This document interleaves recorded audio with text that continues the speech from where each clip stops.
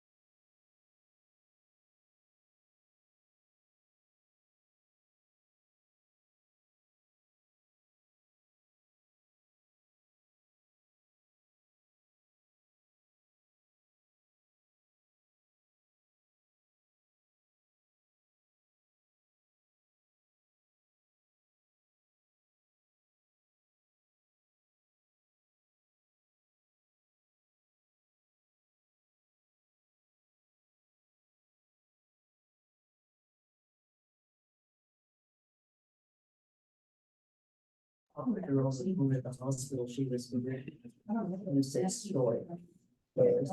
She says, well, be that way. And she said, well, got a copy for me. Today's just the same one, it's the same one. I didn't know. She got to you probably a long time. Must have been. Yeah. Wasn't like many years ago. But, is it okay?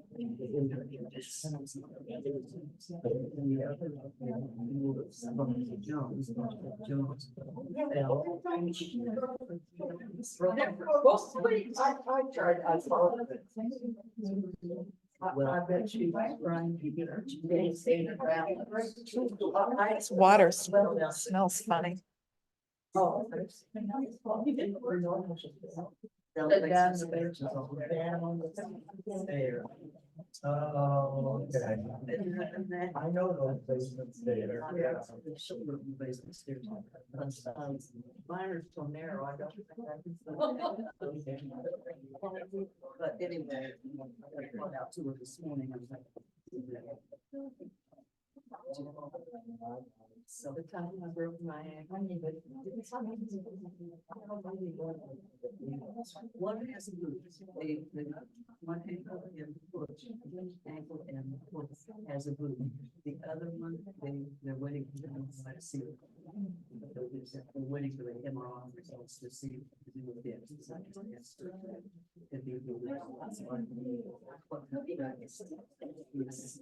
It's not too bright today. Can everybody see okay? Normally I would close that and close the door, but there's no sun out there today, so it's probably okay.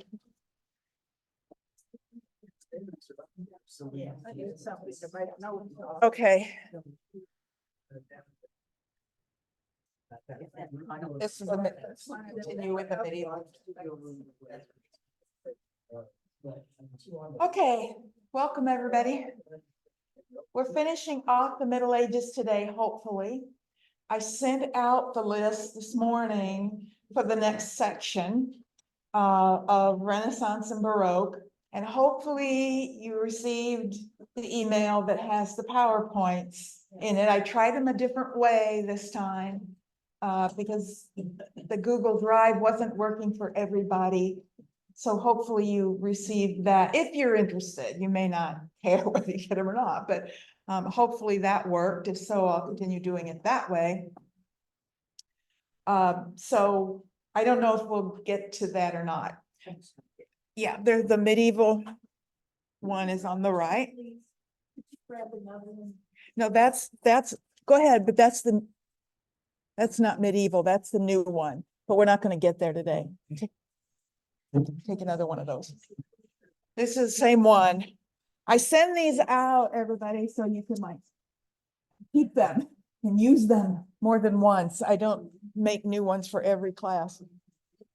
Here. And I sent out the new ones. If you don't have a printer, I do bring copies, yeah, but if you can hold on to them and bring them back, then we don't have to make the church pay for new ones every week. Because one handout will last through the whole, this is the whole thing, the whole section. Okay, so where we were last time is we were talking about Romanesque. We had talked about the monastic system. We talked about the pilgrimage movement and how monastery churches related to that. And we were looking at this church, which is in Spain. This is Santiago de Compostela. We looked at that plan and talked about how it was different. Mostly what we have here, I'm going to see if this works. If I can go with laser pointer. Yay, I have a laser pointer. I discovered something really new that I didn't know I could do in PowerPoint. After all this time, I discovered something new. I can do this. I never tried doing it in a running PowerPoint. I just assumed when a PowerPoint's running, usually if you touch the screen, it goes to the next slide or whatever. I didn't know I could expand that. Maybe it's something new. Yeah, I just did that on the keypad. I mean, I know I could do it in other documents and I know I could do it in a PowerPoint that isn't running, but I didn't know that a running PowerPoint, I could enlarge it like that. Who knew? Yes, Linda? That people end up at when they do that long. Yes, this is the one out on the tip of Spain. That's at the end of the longest pilgrimage trail. And we talked about the fact that it had a choir, which is something new, that it had this ambulatory, this walkway for the pilgrims to walk around when the monks are praying. And then it has all these radiating chapels filled with holy relics. So it served the function, serves three functions. That was the point. It serves the monks for their prayers. It serves the pilgrims to access all these holy relics. And then it also simply has a long transept and nave for the resident population or whoever comes to mass several times during the day. So it's built for its function. And that's how it was different from, say, St. Peter's or earlier churches. I want to look inside now and talk about how it's designed inside and why it's called Romanesque, because that simply means Roman-like. So what's Roman-like about it? It's Roman-like in that it's a return to vaulting in architecture. Christian churches before this had flat roofs. We haven't looked at a lot, but old St. Peter's and that St. Michael's at Hildesheim, they all had just wooden flat roofs, and they were largely brick buildings. This is now using not concrete. It's not returning to Roman concrete as a building material. It's masonry, it's quarried stone. So this is the age of the stone masons, these masters who know how to go out and cut limestone in order to build the church. And because of the material and the weight of the material, they now go back to vaulting because that's stronger. That will hold the weight in the same way that the Romans needed it. So that's primarily why it's Roman. Also, just the sort of semicircular vaulting that Romans used in their architecture. So we're looking at a two-story elevation, two-level elevation. What I mean by that is from the inside, if you look at the side walls, it's two levels. It's this lower level, which identifies the side aisle, and an upper level above that, which is the gallery. And the gallery is basically just an overflow space in a Romanesque church. In old Byzantine churches, it was where women went to attend the church, but that's not as function anymore, certainly not in the West, but it is just an overflow space in case it's needed. And after those two levels, you go right into the vaulting. And from there, it goes up and across with what's called a rib vault. And I think I have another view. Here's a view you can see a little better. This is actually a view looking down the transept arm, not the nave. So it's if you're standing right here, this is what you would see. You can see the crossing tower, see the light here coming in from the crossing tower. And then that's the other side of the other end. In Romanesque churches and the Gothic cathedrals we'll look at in just a few minutes, most of the time people enter through the transept arms. There is an entrance here, but that's rarely used. It's a sort of formal entrance way. In the cathedrals, it's known as the royal portal, like if the king ever comes. But on a day-to-day basis, people enter through the transept, and usually the seating in the two transept arms are usually enough to seat most people on an average day. Yes. Is this the name of the cathedral? It's not. Cathedral of St. James, Santiago de Compostela means Cathedral of St. James. That's the translation. Okay. So Santiago de Compostela. Could I get everybody at home on Zoom to please mute your computers, because we're picking up all the sound. Thank you.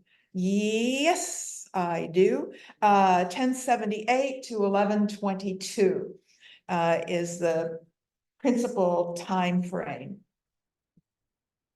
When we look at it from here, we can see what is really a very interesting and well thought out design form.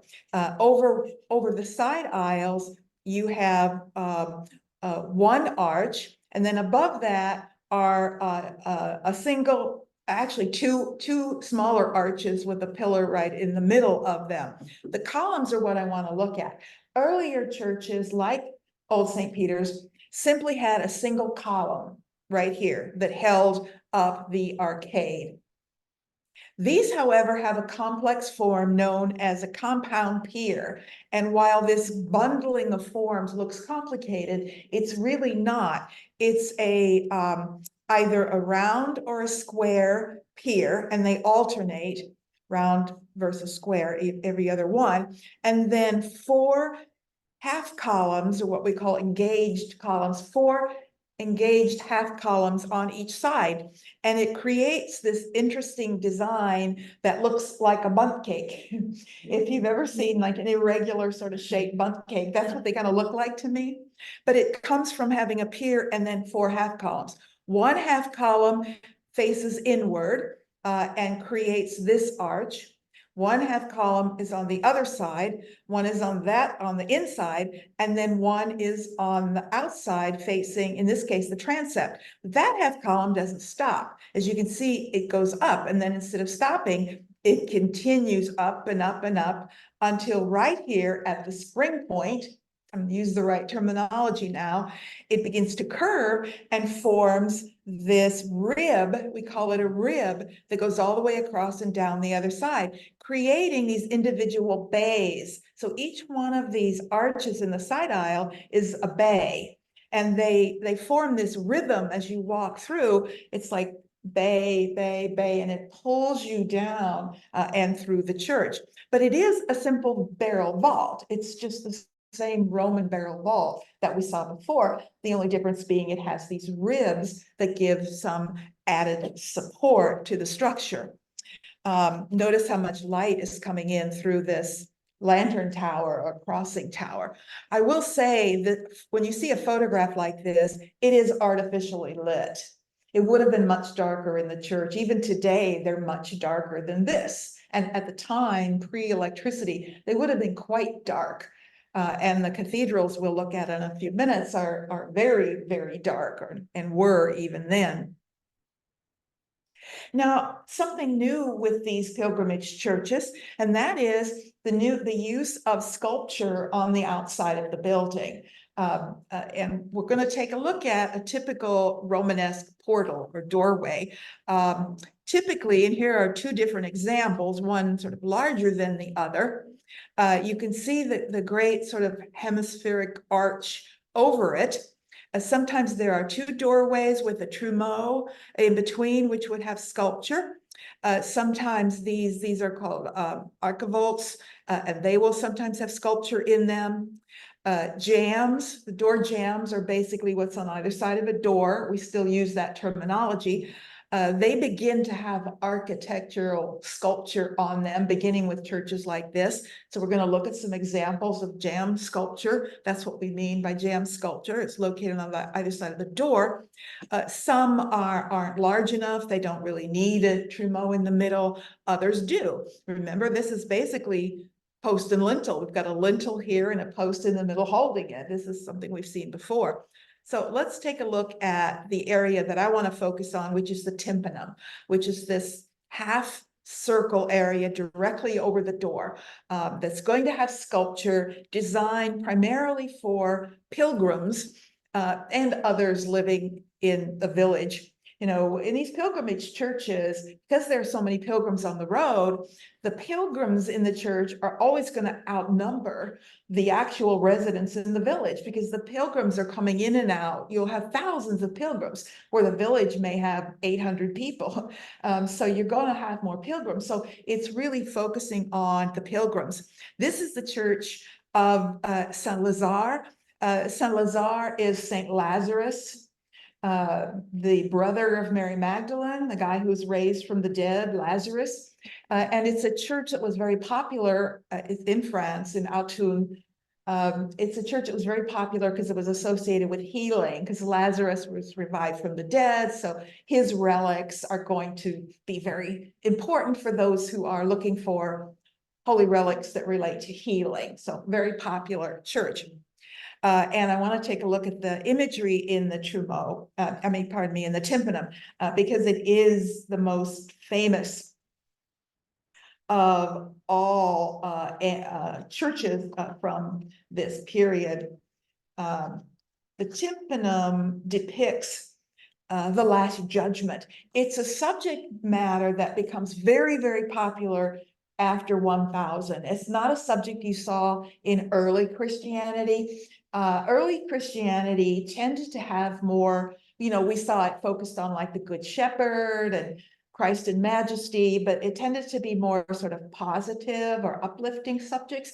After 1000, with this intense religiosity and the pilgrimage movement, Christianity becomes sort of dark, and it begins to stress fire and brimstone and hell and all of this. And the most frightening subject you can have is the Last Judgment. So it becomes popular for a while. It will disappear mostly in the Renaissance, and then we're going to see as a subject, it will come back again at the time of the Reformation. It'll get real popular again. Whenever they want to scare people a lot, they'll go to the Last Judgment. That's how you get people to stay or practice appropriately. And this is the greatest example. And for that reason, I think this is an archetypal medieval image. It's at the height of the Middle Ages. It's a subject matter that signifies the medieval world more than any other subject to me. So let's see what we have. We have Christ in the center and symbols of the four evangelists around him. So it's Matthew, Mark, Luke, and John symbolized around him. And then it's divided into two halves. We have the left side over here, which is the side of the saved, those who have been judged and are saved and are going to heaven. And then on the right side, we have the judging itself. And we'll take a look at some other details in a minute. This is the souls being judged right here. And then they're being stuffed down into hell. And this is the more interesting side, because hell is always more interesting than heaven. And the little demons here are fun. And then down in the lintel, All of these figures are lining up to be judged. Those are all, to the little boxes below them, those are all the souls that have died and have been waiting in limbo, and they're rising up now. That's why they're naked, waiting to be judged. So we'll take a look at them as well. So let's start with the saved over here.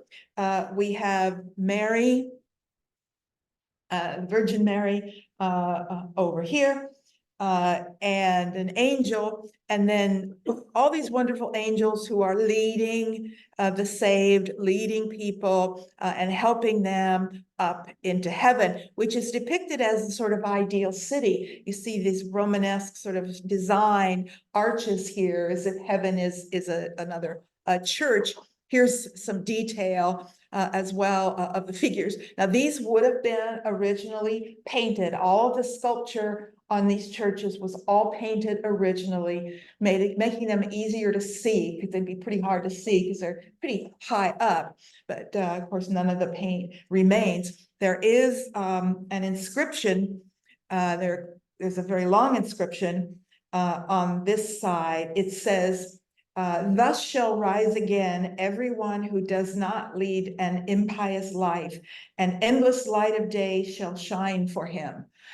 Is what it says over here. So this side, fairly straightforward. The hell side, however, I love this. This is my favorite part, where you have this angel. And in fact, if you've taken this before, you've heard me say, this is my favorite angel. In all of the hundreds of images of angels, I absolutely love this angel. It's so medieval. It's this long, attenuated, like stretched figure that encapsulates so much feeling in that form, in that shape. The tension is just profound, like a rubber band that's ready to snap. And this little figure hiding behind the angel, sort of hit the drapery of the angel. He's pulling up the drapery, trying to hide behind the angel because he doesn't want to be judged.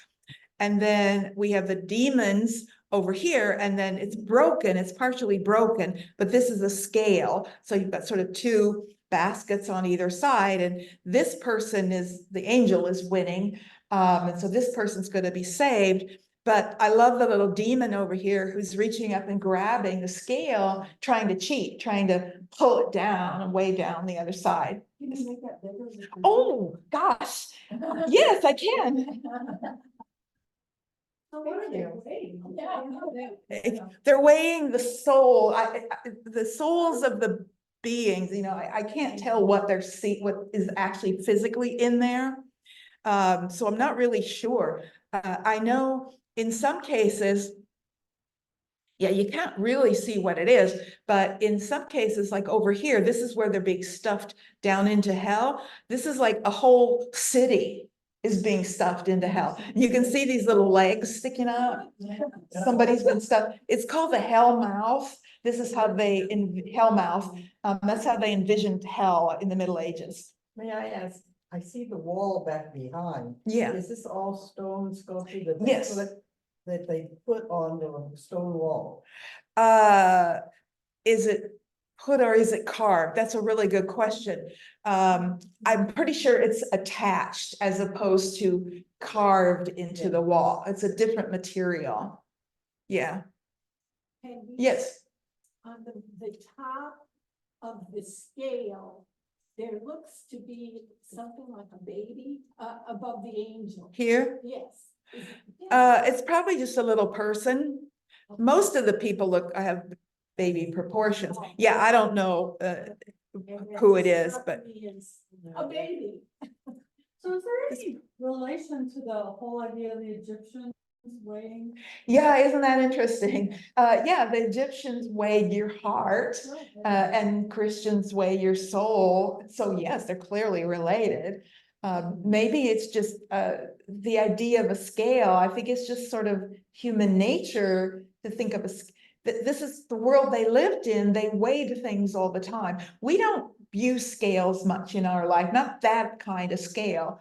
But prior to the modern era, everybody used scales. It's how you weighed value, you know, it was just a daily part of their lives were scales. So it's just natural to think of a scale in association with judging something, good or bad, right or left. It's sort of a binary way of looking at the world. You're good or you're bad. You're going to heaven or you're going to hell.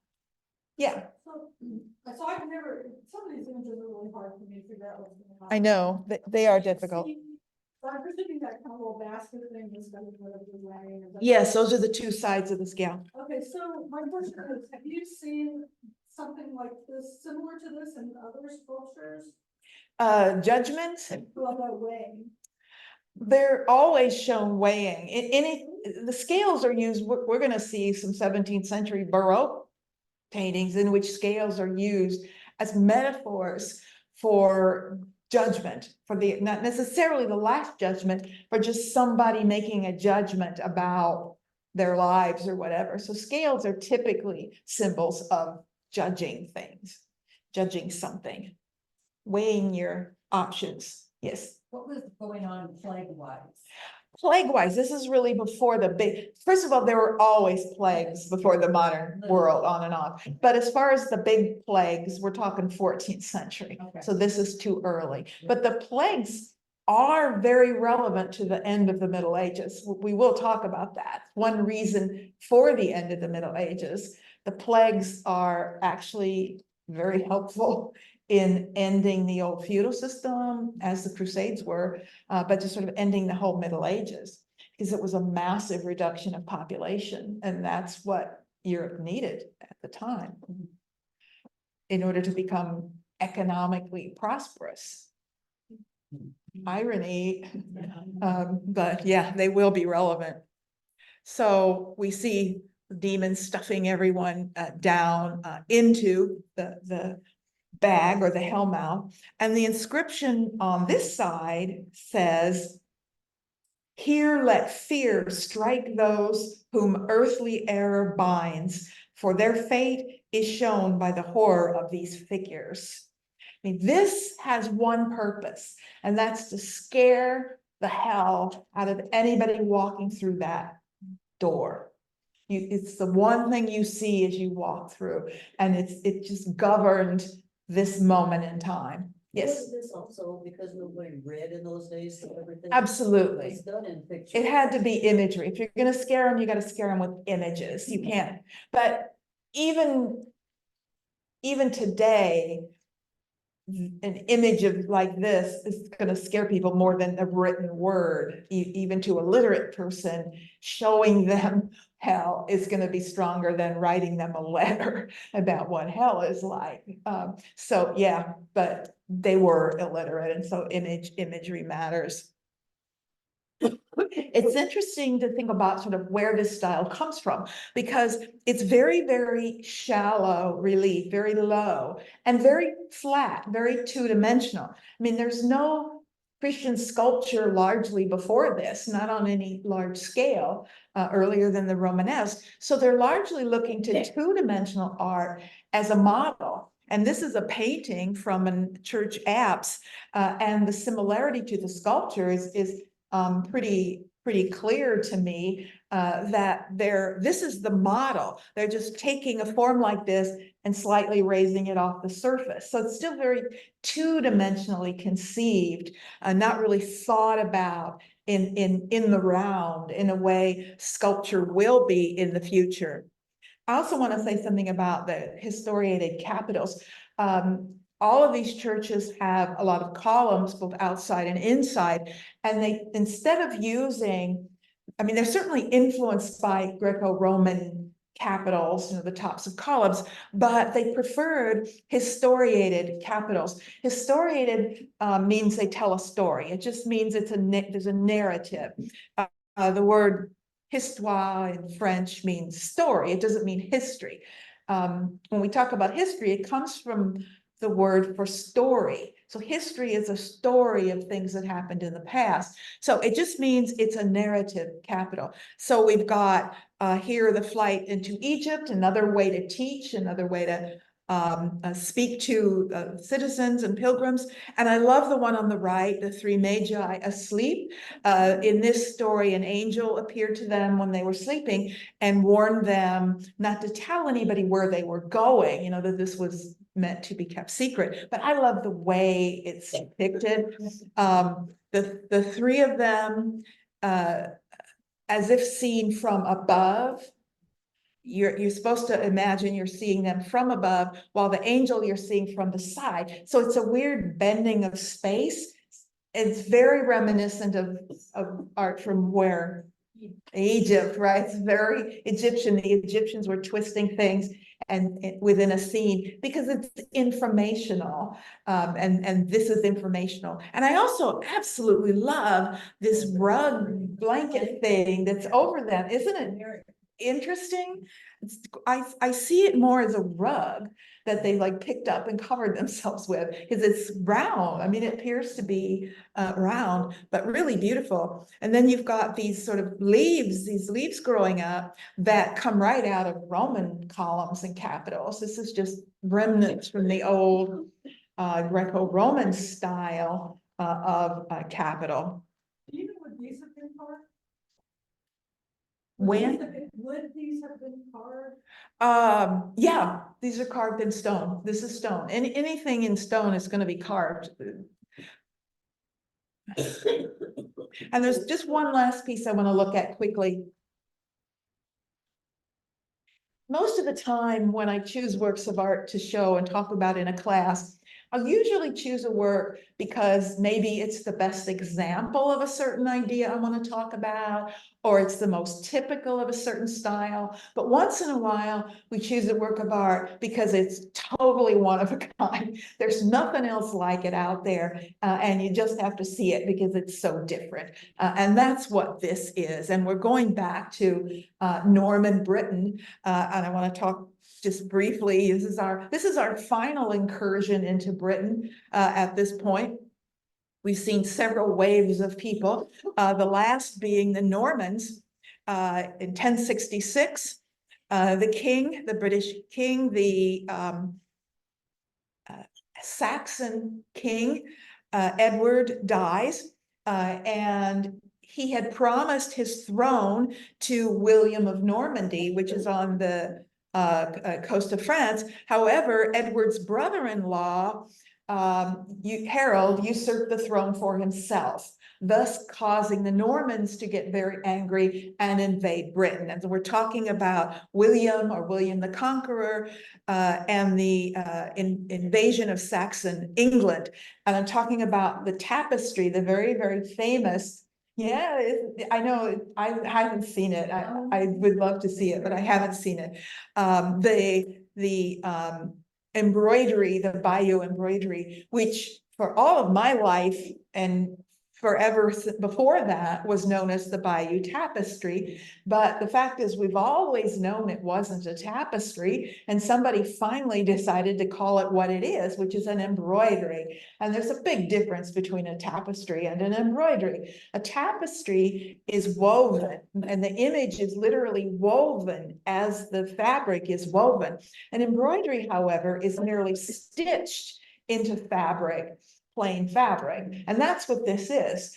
So it's not tapestry at all, and it tells the story of the Norman conquest, and totally unique. As it says, it's 231 feet long and just under 20 inches high. There are 8 colors used. Actually, there are 8 colors total, but most of it is in 5 different colors of thread, a worsted thread. Worsted is a very smooth thread, not so there's no nap on the thread.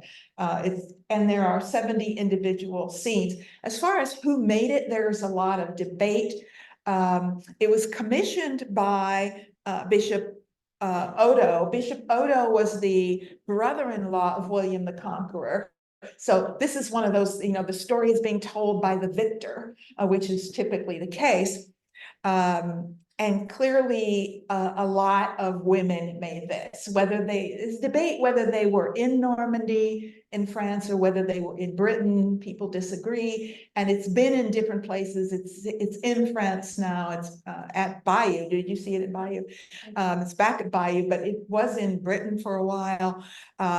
Take a look at a few of the details. This is the funeral of Edward the Confessor, and this is the original Westminster Abbey. This is not the church that stands there now. The original church, you can see, is a pure Romanesque design. You can see the semicircular arches, the crossing tower, but that is gone. In fact, I think the church had just been built and commemorated at this time. Then we've got the funeral entourage of Edward, and notice the different use of scale. It's not so much hierarchical scale, it's simply using the scale that fits in the space. You know, if you've got this much space, you use it. So it's an odd sense of space, because again, it's informational more than it is, you know, here's what something looked like. A lot of text that sort of describes what's going on, and then the two borders above and below are part of it as well. This is an interesting part. This is Harold's coronation. This is King Harold, and this is when the very ominous Estimerant Stella, this is actually Halley's Comet. Halley's Comet passed over at the time of Harold's coronation, and comets worldwide have always been understood as omens. They're rare. In fact, there's a lot of things centered around China at this same time that it created a lot of omens and depictions, but this is one of the earliest. This and some images from China are the earliest depictions of Halley's Comet. So after this, he had a dream in which he saw Vikings attacking. Now, the Vikings didn't attack, but the Normans are descendants of the Vikings. The Normans comes from Northmen, which was another name for the Vikings. So he had a sort of a preview, and this is all of them being very, very worried and concerned. And then it's just filled with all these wonderful scenes of the ships crossing the channel, battle scenes everywhere, and fighting. And it's if you are an embroiderer, it's worth looking up all the details, because there are 5 or 6 really specific kinds of stitches, complicated stitches, and I'm not going to go into that now, but it's worth looking up. What I love is that we get multicolored horses. Like this horse is one color here, and then he's striped back here, and this is the tail end of another horse. We don't see his head, but anyway, the horses are really very interesting, including some that are falling over. And then the banquet scene is very famous, where we get William, Odo, Bishop Odo, and other priests and figures who are identified. So it's just a unique piece. There's nothing else like it. It was commissioned, as I said, by Bishop Odo, the brother-in-law of William. I got to see that last year as well, and it's amazing the way they have it set up. And then they built a really nice museum that gives you a lot of history. So you're thinking about a piece of cloth that's been around for over 1,000 years, right? And it's amazing good shape. Yeah. What's really interesting was kind of the provenance of it in terms of who's had it in their hand. Right. A lot of the research was done by the Nazis. Oh, they were obsessive with the art they wanted to loot. Yeah, they kept, and they're German, so they kept immaculate records of everything. And there was another time where somebody just like kind of pulled it off and folded up and tried to cover up like a case or something, and somebody was smart enough to like realize. Oh my God. Yeah, so you kind of. A dust cover. Yeah, you read all these stories and you're like, how could this possibly have survived? It's in amazingly good shape. Yeah, it's high quality linen. And it's, the way they have it set up, you walk along this long passageway, and And there's a narration behind it, even sound effects with the back. Oh, cool. It's very well done, but it's just beautiful, and there's a lot of humor in it too, didn't you find? Oh, yeah. You know, I've seen scenes where there's a lot of humor. yeah. Those of you that had the Asian class with me, does this remind you of anything we studied in Asian art? This always reminds me of a Japanese hand scroll, which is it's the same thing. It's a long frieze of images, but it's a scroll, so it would stay rolled up. So if you come back when I teach Asian art next time, we'll get to look at that. Okay, let's talk about the Gothic world, the late Middle Ages encapsulated in this Gothic period. It is, first of all, a period of great conflict. It's also a period of great change. That often goes together. Change, a lot of dramatic change will lead to conflict. It's a period of urbanization and growth in Europe. The growth of cities is important because it shifts the power structure within the church, which entering this period is still the dominant institutional structure, away from the abbots and the individual rural monasteries, and shifts that power to the urban clergy in the form of the bishops. And we're going to see sort of the slower, but the decline of importance of the monastic system, and the rise in power of the church bishops, and the new urban churches that accompany that. And these are the great cathedrals that we'll look at. A cathedral is by definition the church of a bishop. That's what the word means. Cathedra is Latin for throne, and it means this is the throne of the bishop. And all true cathedrals have a great big throne sitting up in the front, usually off to the side, that symbolizes the presence of the bishop. And I want to say something about that because the Catholic Church is a little different today in terms of its structure. We think of the highest sort of clerics as cardinals today, but that was not true at this time. Cardinals don't come into their own until much later. There are cardinals. In fact, there are people holding the title cardinal as early as the 6th century, and in the 11th century, the College of Cardinals is formed, and that's when they're given the authority to elect the new pope, to choose the new pope. However, throughout all of this period, cardinals are more of an administrative arm of the Vatican as opposed to the spiritual arm. The highest spiritual authorities are the bishops, not the cardinals. They're the clerks, they're the record keepers. They are the intellectual side, the clerical side. So they're not powerful within the church. So the highest church is going to have a bishop at the head, not a cardinal. So it's a very different kind of history. And the cardinals redefine their roles later, and they become more prominent later, but not at this point. Because I've had people ask, well, where are the cardinals? You talk about these powerful bishops. Like, well, they're back in the Vatican filing things. You know, that's largely their position at this time. So this urbanization is sparked by economic revival, but also population growth. A huge population growth during the Gothic period. The economy is slowly recovering, especially by the 14th century. We'll talk a lot more about the 13th and 14th centuries. You can see there's some overlap here between the Romanesque and the Gothic. This beginning of the Gothic is marked by a new kind of church, new architectural styles, new goals in both spiritual and physical aspects of the church. But that doesn't mean people stopped building Romanesque buildings, and Romanesque will continue for quite a while, even after the Gothic style begins. It's a period of the emergence of the power of the secular. That's really the biggest change.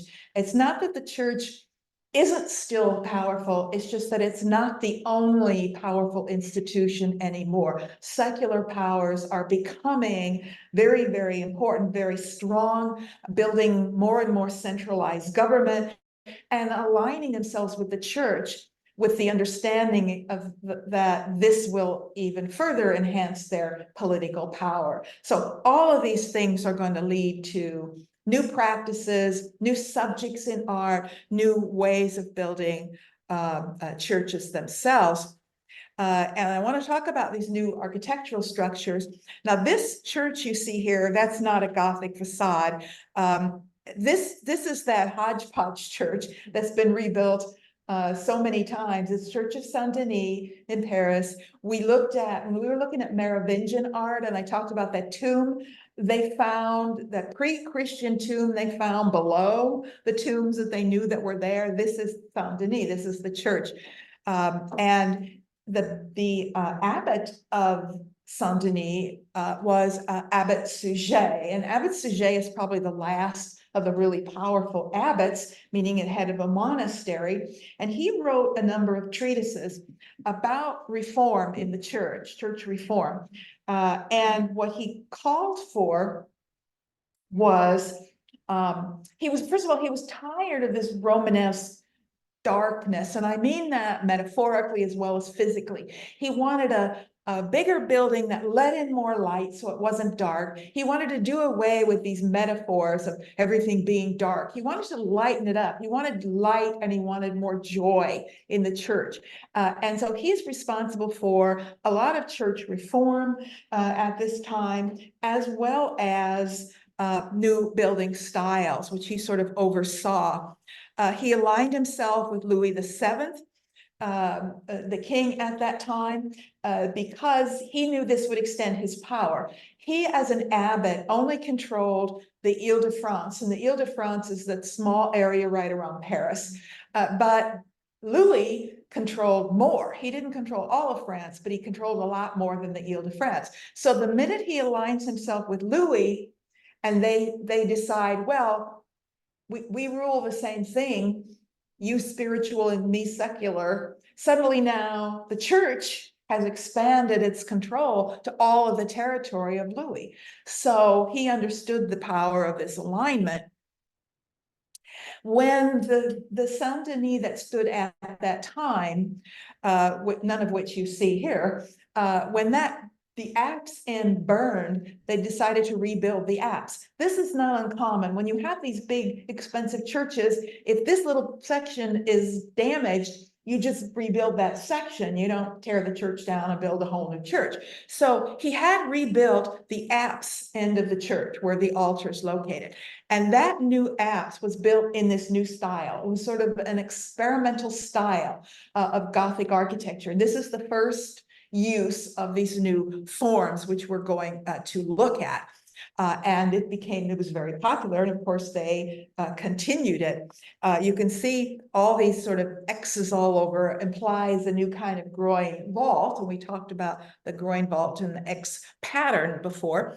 This is what the apse looks like. It's a complicated building system that it uses a variation of the groin vault. So let's take a look at this new vault. It's called a rib vault. Ribs we saw in the Romanesque church. However, they were simple ribs that crossed a simple barrel vault. This is more complicated. This is now a variation of the old Roman groin vault. In the same way that the Romanesque vault was a variation of the Roman barrel vault, this is a variation of the Roman groin vault, which is, if you remember, created by taking two barrel vaults and crossing them like this so that it opens on all sides. So this is the this is the Roman groin. This is the rib vault. You can see these open ribs. The ribs are the strong structures that hold up the vault, and masonry webbing is placed in between. Brick, mostly brick, lighter weight brick is placed in between. It's reminiscent of what we saw in Hagia Sophia, where their dome had ribs in it, and the ribs held the weight, and there was a lighter weight webbing in between the ribs. It's a system that allows you to build bigger and stronger. So we need these in the apse, and now we're going to see them running all the way down the nave and the transept in a Gothic church. This is what it looks like from below. You see the ribs that hold the weight, those are made out of quarried stone. That would be limestone. In between would be lighter weight brickwork that isn't really supporting anything. And you can see how complex it looks from below. The other thing they did was change from the Roman and Romanesque half circle or hemispherical vault to the pointed arch. Pointed arch is stronger, much stronger, actually, and much more flexible in that it allows you to do some interesting things. If you have a hemisphere, in other words, it's like a barrel vault, then let's say you want it to be taller. If you're going to pull it up, that means the sides are going to get wider as well because they move together. But with a pointed arch, you can actually pull that arch up higher without necessarily moving the supports that hold it up. It gives you more flexibility. And the way you calculate the arch of a pointed arch is like this. It's created by drawing out two hemispherical vaults, crossing them, and then that's your pointed arch. If you want it taller, you cross them less. If you want it wider and shorter, you move them out. That's how you get the angle of the pointed arch. They're stronger because they're taller, so you've got more of the thrust going down than going out. There's less to support at the spring point, because here all the weight is pushing out. But because this is so tall, you're getting a lot more that's actually going straight down, supported by the wall. And the taller it is, the stronger it is, actually. Yes. Could you go back just one? Yep. Is there anything similar to this in this country? I don't know. I mean, it's just gorgeous. I honestly don't know. We don't have anything as big as the Gothic churches. So they wouldn't need the support, but I haven't really studied American church architecture, so I really don't know. I seriously doubt it. It would have been, if it would be in this country, it means it would have been modern. So if it's built in the modern era, because there's no such thing as pre-modern America, really. And if it's in the modern world, they're going to take advantage of the technology. Yeah. Peggy, can I ask you a question about how they built that ceiling? That masonry, did they do it on the ground and then No, they built, I'll show you a picture in just a second, actually. Right now, I'll show you. They built scaffolding, tall wooden scaffolding that would have held everything in place until you put in the keystones that would lock it. And then they would tear down the scaffolding and build it back up next to it. They would build one bay at a time, put up the scaffolding and completely build that bay, then take down the scaffolding, move it over, put up the scaffolding and build another bay. So it's actually, it's wooden scaffolding. It's fairly logical. So everything is supported by those wooden scaffolding until you lock it in place. But these are all the weight bearing elements that you see here on this one. Look. They put bricks in, now they get them to keep from falling down. They're just wedged in there tight, you know, you've got, let's back it up. Oop. There would be some mortar, first of all, there would be mortar, but then they would just be wedged between these strong elements and they're just held in place. I mean, they're curved themselves, so they form a bit of an arch in their own right. That's supported by these other elements. It works. Well, the thing is, they really, again, didn't know what they could and couldn't do. It's trial and error. And so they just kept building them bigger and bigger and bigger until one just kept falling down, and they tried again and it'd fall down again, and then they stopped. The biggest one is Beauvais Cathedral, which never got finished because they just kept trying it and it fell down. So they decided, well, I guess that's the biggest we can go. We can't go any bigger than that. So purely trial and error until everything falls down. This is what it looks like in the nave, looking up. You're going to have, because they're groins, you're going to have a transverse rib, but you're also going to have the X pattern of the diagonal ribs. And we're going to see that inside of this church when we look inside it, because I want to take a look at Chartres Cathedral.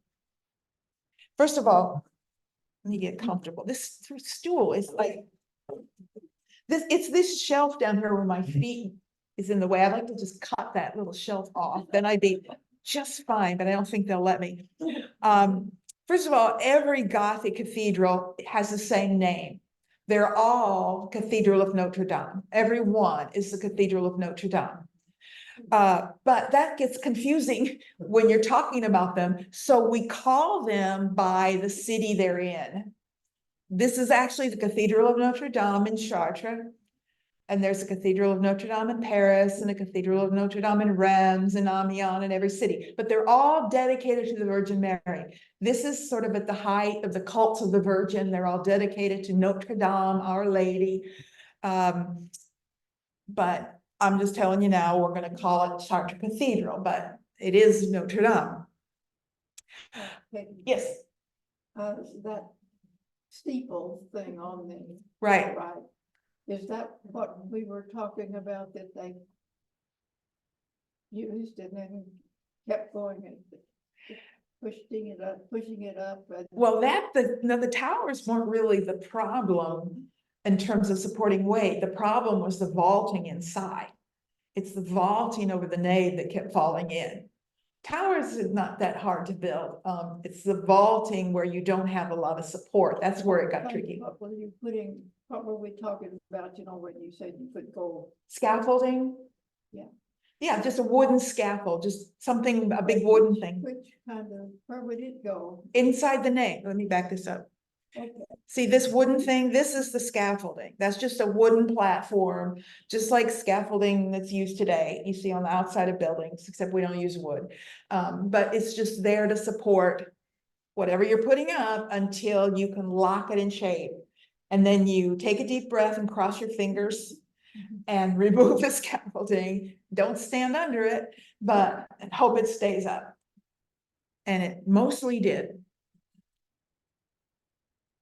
We often look at Chartres because, it's sort of archetypal. Chartres is actually an early Gothic church. I'll show you later ones. It's very early. So there are a lot of variances. One thing you may notice right away when you look at it is the two towers don't match. That's not uncommon, especially in the earlier churches. If something is damaged or needs repair, they have no problem building the new one differently. We would never do that, I don't think, today. That would bother people, but apparently it didn't bother them that they didn't match. The facade is older than other parts of the church. These could take 100 years or more to build. It was a constant fundraising. This took a long time to build. This is not a short-term thing. And there would be hundreds of different guilds on site, while it's being built. It must have been marvelous to be on site and watch this. But very typically, the designer of the building would never see the finished building in their lifetime. It just never worked that way. Chartres is famous also because it has the finest stained glass. It's the only one of the principal Gothic cathedrals in which the stained glass all remained intact. And that's because they're the only ones smart enough during World War II to remove all the windows, store them away through the whole war. All the others, windows were broken in percussion bombing and things will break glass. So they're the best.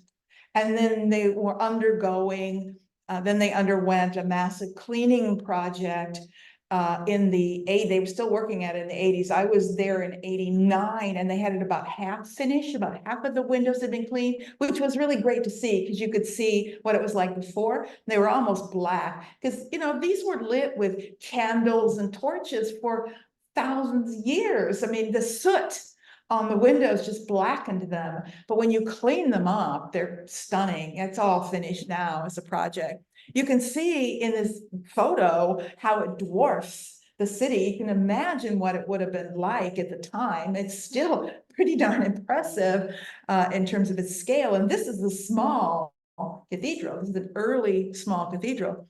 You can see that it's laid out in the cross design with the transept, much extended choir and apse that we'll look at in just a moment.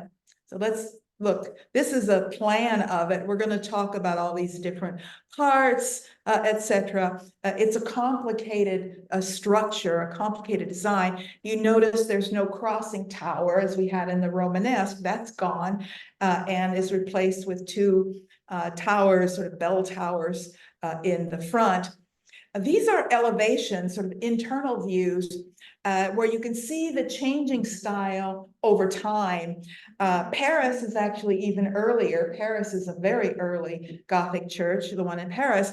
Chartres is a little bit later, and then we get to the High Gothic, Rheims and Amiens, and it's odd when you set them out like this, it's obvious the direction they're going. You know, each one is taller than the one before. Each one is more ornate. There's more glass, taller arches. The pointed arch gets more pronounced over time. So a diagram like this can really show you. You can see in Paris, they only have simple columns holding up the arcade of the nave.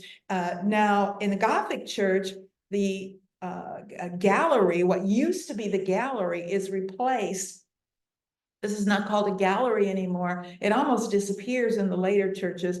It's called the triforium. And the triforium is, it's not an open gallery. It's an access passageway. You can get up there, but it's not open for the people. It's called a triforium because there are three of these sort of arches. But Gothic churches have a 3-level elevation as opposed to 2. Like a Romanesque, we have the side aisle. Above that, we have the triforium. That's 2 elevations. And then above that, we have the windows, which with Romanesque churches didn't have. In a Romanesque church, the vault started right there. There were no windows up there. It was very dark. That's because we're not talking about barrel vaults here. We're talking about rib vaults, and rib vaults are open on the side, which means you can have windows on the side now and have that wonderful light that Suger wanted. Here's a plan of Chartres Cathedral in comparison to Santiago de Compostela or St. James, and these are roughly to scale. So while this was a huge church, this is a huger church, much, much bigger. It still has the same elements. It has the nave and the transept, although the transept is much shorter. In the Gothic cathedrals, the principal entrances were at the time still on the sides, the transept entrances, with the so-called royal portals on the west, only opened if the king came or for festivals. Now, why do we have such an enlarged choir and apse end? It has to do with the fact that this is not an abbey church. This is an urban cathedral where there would have been a bishop, multiple priests, and clergy. The rituals here are much bigger, much more complex. You need a lot more space for them. You don't, yes, they do have holy relics still, but they don't have as many. They're not laid out for pilgrims. It's not a pilgrimage church. Its function is different. Its function is to serve a large urban community, and its design reflects that. Notice the X's everywhere, reflecting the ribbed vaults that are over everything, every part of it. The elevation from the front, we can see this is the nave now. Now, this is not Chartres. This is, quote, a typical Gothic cathedral. They all have these parts, either 1 or 2 side aisles. Chartres actually has only one side out, but they all have the same parts. In this diagram, they show two. Above that is the triforium. And then this area, this is sort of where the groin opens up the side, and this is where we have the stained glass windows.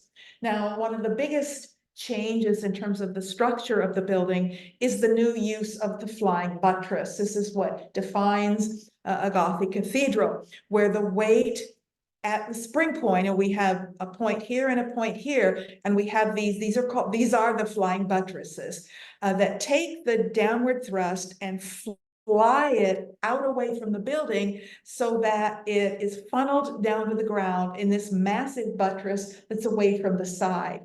Now, this is not necessarily done to support the weight.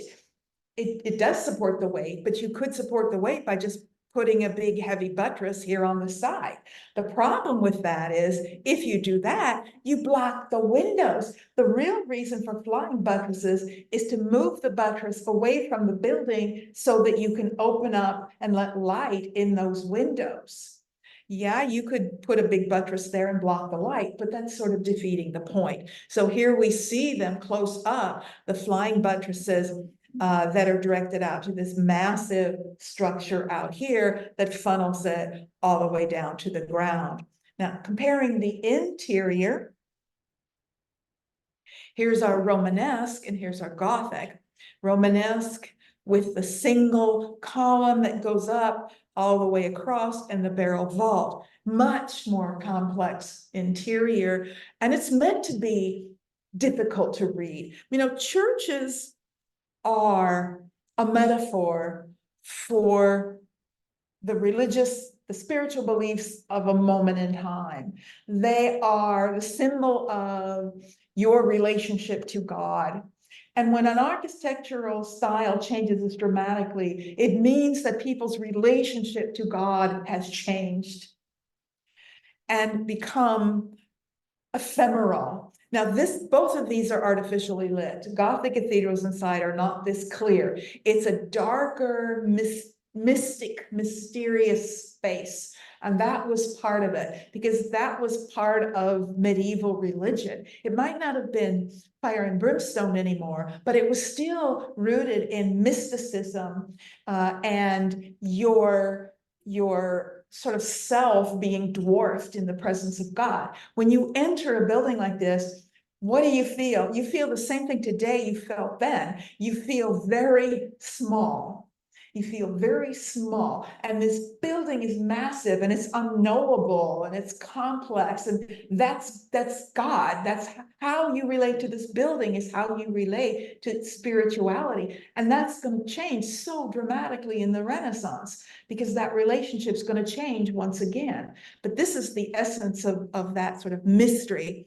So let's take a look at this elevation, this new elevation. We still have a compound pier. We still have this complicated sort of column with half columns that create a more complex design. But as your eye is drawn up, right here at the spring point of this arch, it breaks apart into little clusters. These are column clusters rather than one big column. And those clusters then pull your eye up. And as you can see over here, your eye's coming up, and then it breaks apart into these sort of delicate, and Gothic cathedrals become more lighter and more delicate.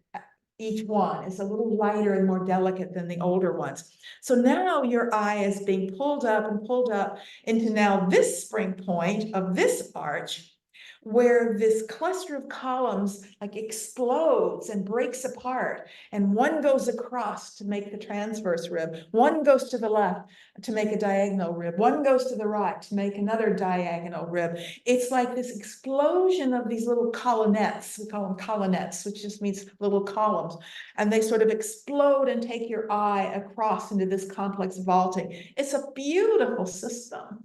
It's really elegant as a design, and that allows this wonderful space for stained glass to let in this, what was called divine light or heavenly light. And when the sun hits it and you do see all those colors flickering across everything, it is spiritual. It is quite powerful as a design. Let's look at the stained glass. Stained glass is another whole art form. We could spend time talking about it. I've studied it in detail, but it's been a long time. These would have been made on site. You would have had master crafts people, stained glass makers, artists working with metal and lead to create them on site. Stained glass is a combination of colored glass as well as some overpainting. You would get both to get the design you want. What we have here, this is early, this is Chartres, so they're in good shape. This is the rose window, and there's the black here is concrete. This would be poured concrete that suspends the stained glass. The later churches, as we'll see, that concrete disappears and you get a very delicate tracery, so it's more glass than you see here. And the other kind that's popular are lancet windows, and these are lancet windows down here. They're shaped like a lance, that's why they're called lancet windows. And most stained glass windows are filled with political imagery. One of the things the French kings, and Gothic art is French, 100%. Even, when it works its way to England or Germany, it's a different style. We're talking about French Gothic churches here.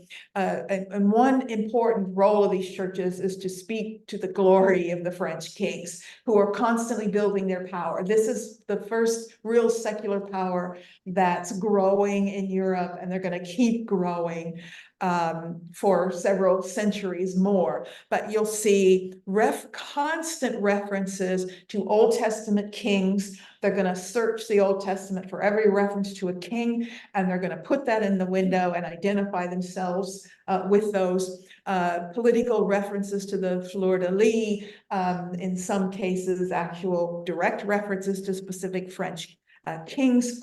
So a lot of very powerful references here. These are Old Testament kings down below here. This is a lancet window that shows the Jesse tree, or the tree of Jesse as it's known, which is a symbolism that first appears in stained glass at Chartres.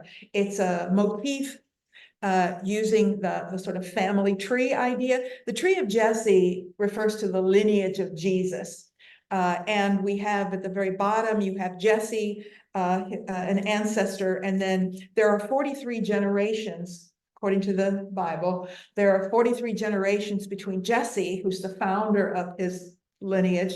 I don't know who decides who's the founder of a lineage, because Jesse had parents. I mean, there's no beginning of a dynasty. It doesn't make any sense, but they arbitrarily pick someone to be. Jesse was the father of David. Correct. Yes, correct. And that instead of showing, no, he's not the father of David, he's the ancestor of David. David is several generations down. But instead of showing 43 people, they've chosen Jesse, and then Ezekiel, Isaiah, and David, and then finally Joseph, because it's through Joseph that he's related to David. I don't understand this because I don't understand a lot of things in Christianity. I haven't really studied too much, but on the one hand, it's very important to understand that Jesus is a descendant of David and therefore the rightful king. However, in the next phrase, they'll dismiss Joseph and say he's not really the son of Joseph. He's the son of God. Joseph isn't his father. And in art, you will see images in which Joseph is clearly pushed to the side, making that point. So it's sort of, is he the son of Joseph or isn't he the son of Joseph? And in the art, you will see both ideas represented. In this case, he is the son of Joseph. So, it isn't that big a deal because he could still be considered the lawful king, even if he's like the stepson of Joseph. We've seen any number of Roman emperors who were adopted and the like and still considered the legal descendant of someone. So I think that's probably how we should look at it. He's the legal descendant of Joseph, whether he is actually the father, whether you want to believe he is actually the father or not the father. It works either way. And so that's what we see here. And the tree of Jesse is a popular subject. Yes. I'm just wanting to know if you have read anything, if there's anything in writing that talks about sort of the building of these places, because like I looked at a lot of ways because I'm Yeah. fascinated with it, and I remember just finding out one day I was in this little town called Pla, and it had within a mile there were like 3 huge cathedrals like that. Yeah. And so then I just got angry at the Catholic Church because I was just like, wow, there's so much in cahoots with the aristocracy. And I only think that like they use slaves. No, they didn't use slaves. They used, what would happen is they would, at any given moment, there was probably only one cathedral being built in France. And people would come from all over to work on it. The journeyman, I mean, that's what literally in a guild, that's what a journeyman does. He moves from shop to shop or even from city to city. So there's no slaves, but there are hundreds of craftspeople, and these are master craftspeople. Every one of them, everything in here is done by someone who knows what they're doing, who's a master craftsman. And they will come from all over France. Plus, as I said, they weren't obsessed with time in the way we are. I mean, we're not going to do something if we can't finish it in 5 years or however long they allow us to depreciate it for taxes, because then it becomes not economically viable or whatever, but they aren't thinking that way. So if they have to spend 100 years, they'll spend 100 years. So was it both the kings and the church? Everyone in the village, rich, poor, the guilds all contributed. It was typical for a guild, whatever the guild, like if you're, a barrel makers guild, whatever, to donate a window, for example. Every guild would donate a window. And when you did that, you got to choose what scene you wanted in the window. And that's why I go to many of the cathedrals, and here's a stained glass window that shows people making barrels. Why is there a stained glass window in a church of people making barrels? Well, that's because it was donated by the Barrel Makers Guild, or showing, shoemakers at work. Whether it's a penny or whatever you have to donate, everyone wanted to be a part of it. Everyone wanted to, you donate what you could donate. But certainly the king does a lot, does major, big, expensive things. The church does a lot in filling it with the golden utensils and all of the things they need. But in terms of just the general structure, that's like the people, the city. This was a way of earning favor. It's like buying an indulgence. You're giving to build the church that goes on your side, when the soul is weighed. Not unlike today, when you donate money to a cause, it's a good thing, So yeah, everybody paid for it and everybody worked on it. It was these are a matter of pride for a city. And there is a book, there is actually a children's book. I don't remember, I've seen it, I don't remember the name or anything, but it's a large children's book, and it's like a little girl in this French town, and she's watching them build a cathedral. And it's really showing how the cathedral was built. It's written like to children. But it's really interesting because it gives you a lot of information. I'm sure you can find it somewhere, but how cathedrals are built or something like that. It's probably the best one to look at because it's mostly a picture book with showing all the parts coming together and the complexities of it. There's one little structure, Gothic structure I want to look at that's not a church. I'm sure if you've been to Paris, you've been to Saint-Chapelle. Saint-Chapelle is not a church. It means holy chapel. What it is actually is a reliquary. It's a giant reliquary that you walk into because it was built for one purpose and one purpose alone, and that is to hold the sacred holy relic of the crown of thorns. When the crown of thorns reached Paris, this was built to house it. And it's absolutely stunning. It's the most beautiful stained glass you've ever seen. Yeah, The most beautiful building I've ever. and isn't it? It's just like, wow. I'll show you the inside in a minute. It's just, you don't want to leave. It's just, and it's the most, yeah. You go to the first floor, and which is fantastic, and then you don't realize that there's a second floor that's even more fantastic. Yeah, beautiful. It is overwhelming. It is also the most political building in Paris. This is the essential expression of Louis IX. There was actually a recessed niche there.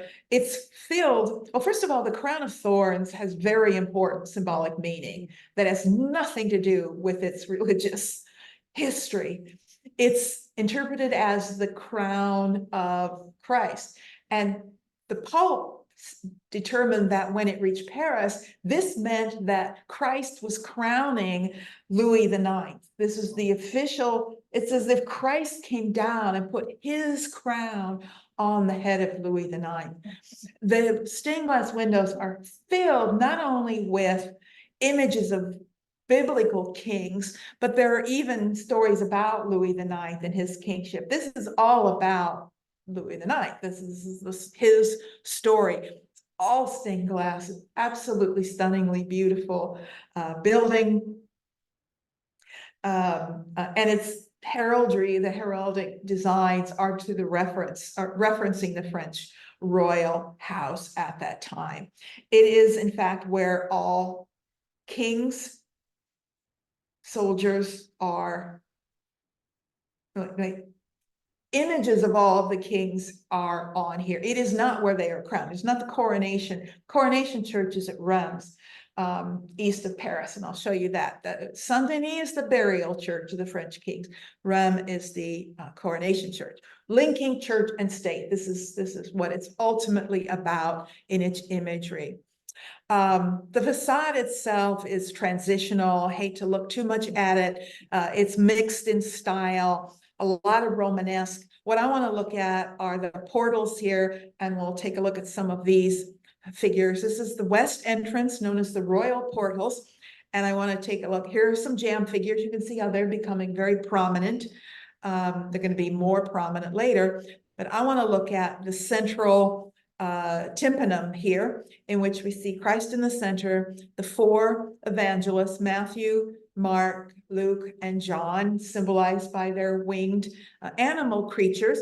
And I want to compare that to what we saw being made only 20 years earlier.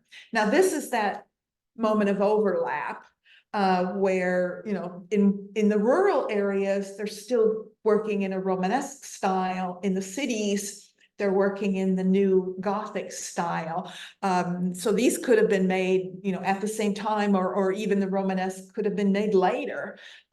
Things don't all change at once, but it's a dramatically different visual conception of not only Christ, but the images. You know, in the Romanesque, you have this cluttered, busy, first of all, of course, it's the Last Judgment, and we don't have that anymore. But even just stylistically, it's compact and cluttered and over the top in detail. Here we get in the Gothic, there's a clarity to it. The figures are conceptualized more three-dimensionally. They're not flat. You know, it's a deeper carving, much more believable naturalistically. We're beginning to see a movement in that direction. I do want to show you, we're going to look at some sculpture on Reims, because it's the most important of all Gothic sculpture. This is Reims, and Reims is located north and east of Paris. All of the Gothic cathedrals form a circle around Paris, right around Paris. They're not too far from Paris. And this is the one Reims is to the east. And it's a fully developed high Gothic. Now you're seeing what a Gothic facade looks like. This looks very different from that facade of Chartres that we saw a moment ago, which was still largely Romanesque. Now it's fully developed. It's a dynamic facade. There's a lot of depth and drama in it. If you want drama, you create contrast, and you get contrast by using deep carving. The more you have deeper carving and architectural elements that are raised from the surface, the more you're going to get dark shadows and lighter highlights, right? And that means greater contrast, that means greater drama. So all of this is about drama. Even the rose window, notice it's almost all glass. Instead of heavy concrete holding in the glass, you have just thin little, what's called tracery, small elements to hold it in place. So it's, again, lighter. Everything about this building is meant to look light. You know, it's almost like a woven basket, you know, the surface being open and a lot of dark areas that you read it more, and that makes you think of it as more lightweight than a solid, unbroken, heavy wall, which would look very heavy. There's still a transept here, but look how it's melted down. It doesn't extend out very far, but all of the parts are still there. This is the coronation church.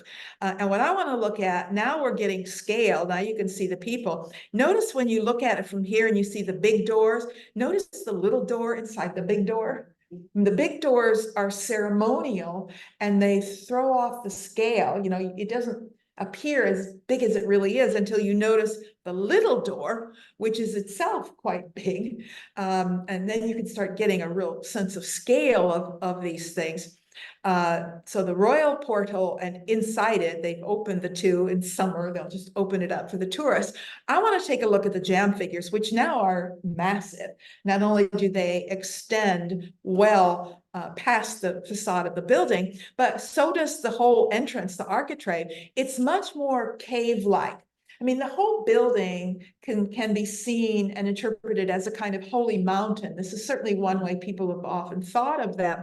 And so this becomes like the cave entrance to the holy mountain into the earth. Something very primitive about that idea. But it's these figures right here that I want to look at. This set of 4 jamb figures right next to the door. And it's these 4, and it's the most famous sculpture group in Gothic art. It depicts 2 scenes. The Annunciation is depicted in the 2 scenes on the left, and the Visitation in the 2 figures on the right. There are 3 different sculptors involved here. In the Annunciation, which we're going to see a lot more of, it's a popular subject and will continue to be through the 15th century. The Annunciation is when the angel Gabriel appears to Mary and announces that she will give birth to the Christ child. That's the Annunciation.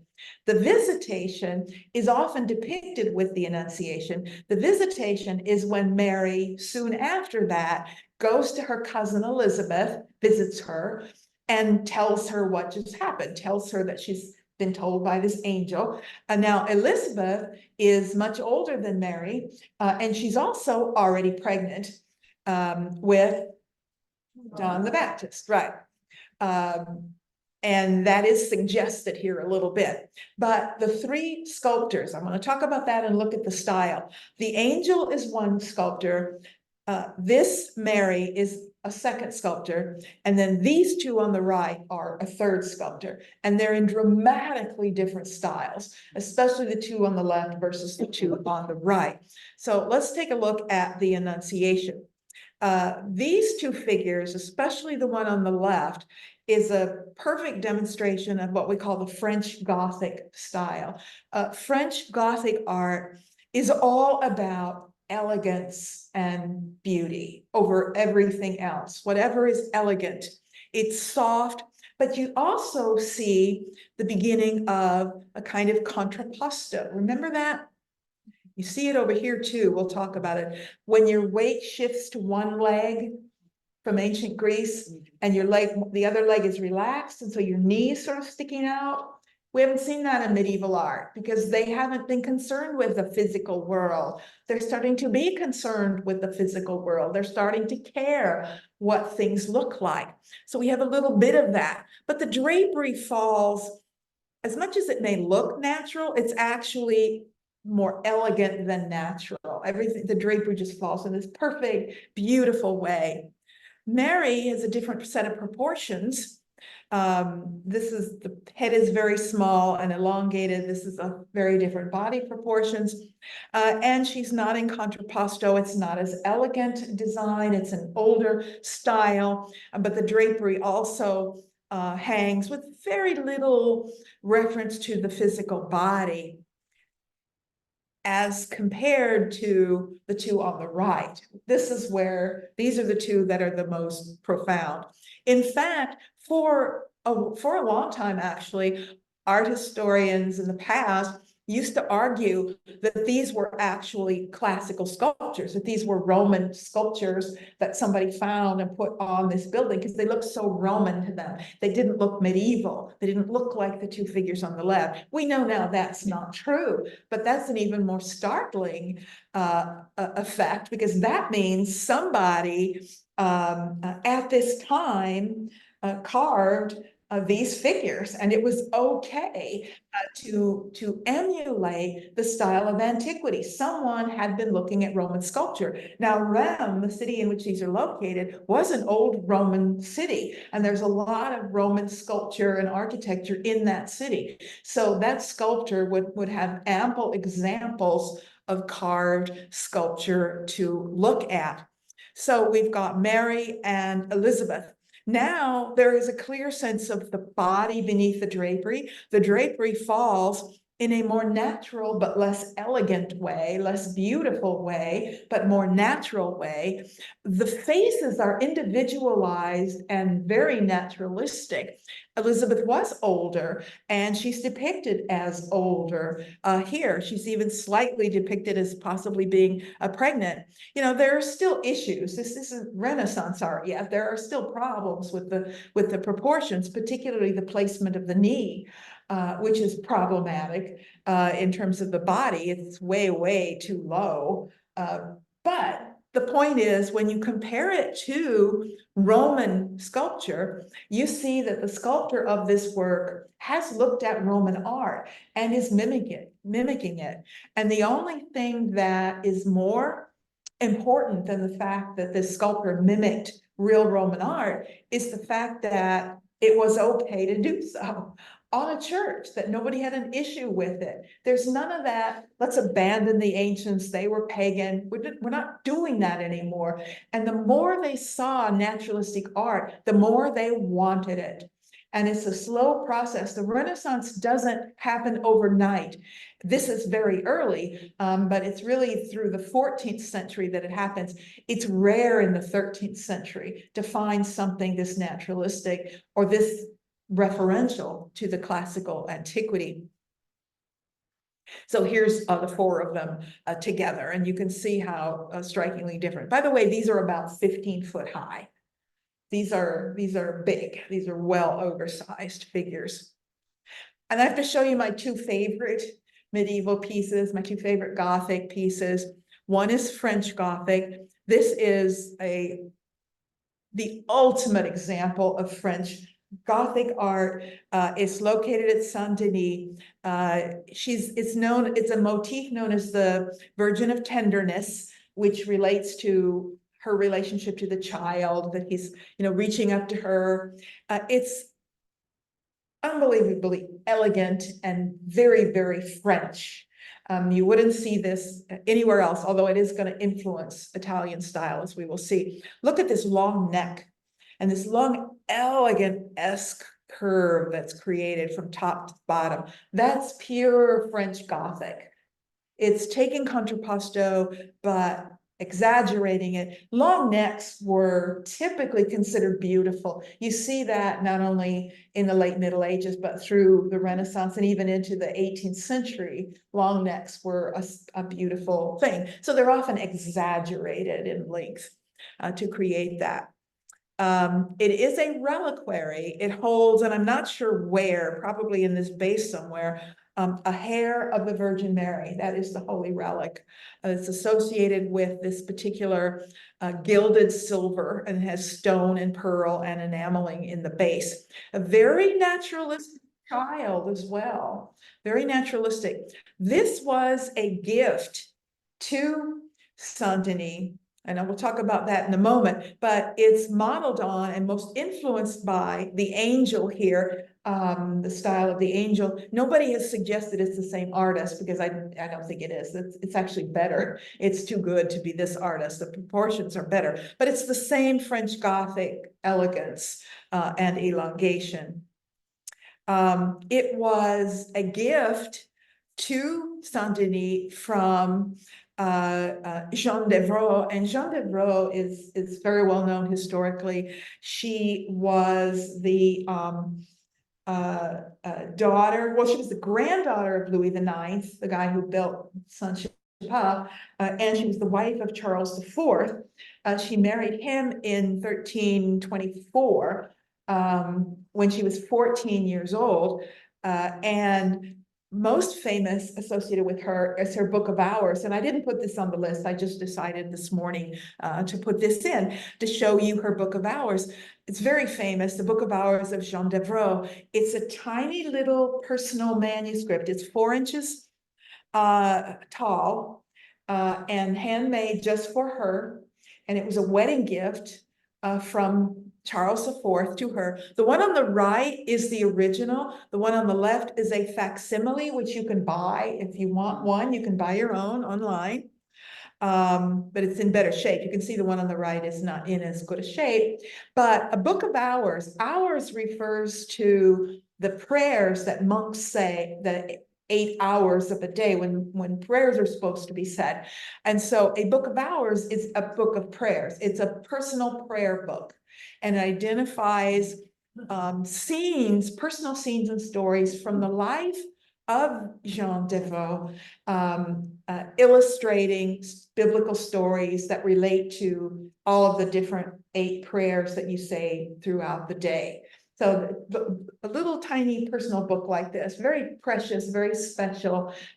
It's not one of a kind. The idea of a Book of Hours is not uncommon. Wealthy ladies would have them as their personal prayer books, but she is the same woman, and she's just an interesting woman. If you read about her life, is very interesting.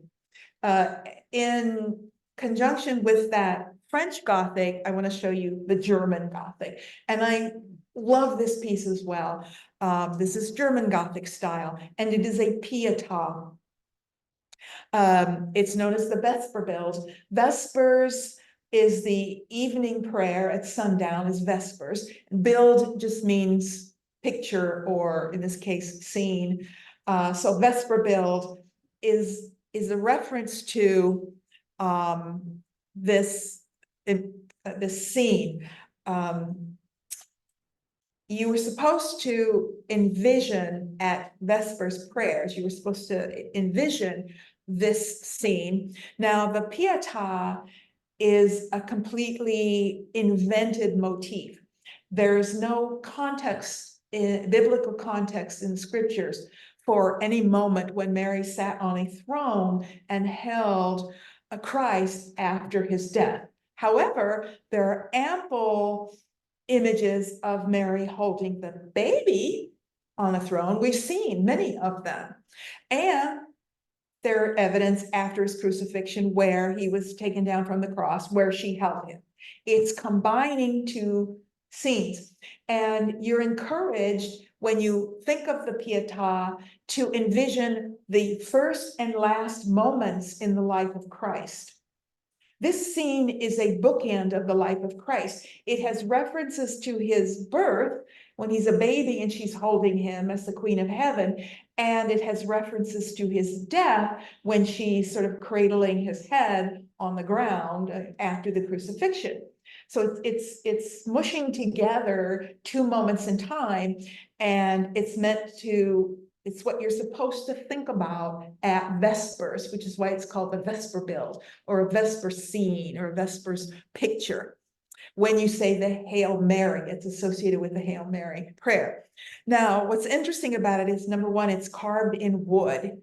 Wooden sculpture is very rare.